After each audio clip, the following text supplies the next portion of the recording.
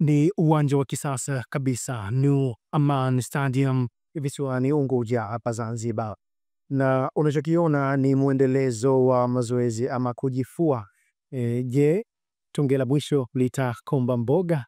Ni swali ambalo wengi wanatamani kufahamu nini hasa kitaenda kuzaa mazoezi haya. Nyuma yangu ni Ares Berkane. Simba Sports wametoka hapa kufanya mazoezi ya mwisho kabla ya saa 10 za alasiri ya kesho tarehe 25 mwezi Mei mwaka 2025, wababe hawa kuona nani ni nani atakwenda kutwaa taji la kombe la shirikisho barani Afrika, ambapo Simba Sports Club huwahi kutoa kombe hili, lakini waliwahi kufika fainali za Afrika mwaka 1993.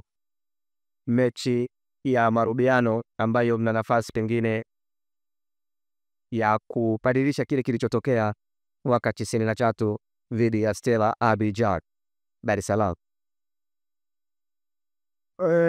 Najua wakati fainali inachezwa zisengine tulikuwa atupo, na pengine tulikuwa wengine hapijazaliwa na wachezaji wengi walikuwa hawajazaliwa, lakini historia ipo na tunaisikia kila siku kwamba Simba iliwahi kucheza fainali ya mashindano haya, na katika mchezo ule waliweza kupoteza au wakiwa nyumbani.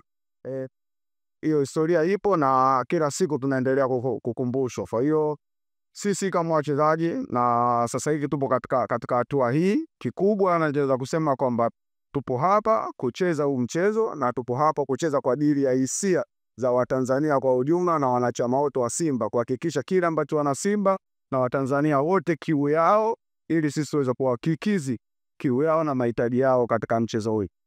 Ares Berkane wao wanayo kwenye kabati la kombe hili, lakini ni fainali yao ya pili, hawataki kuzembea kabisa. Nyumbani kwao Morocco tayari wana mtaji wa mabao 2-0. Nini hasa kinaenda kutokea?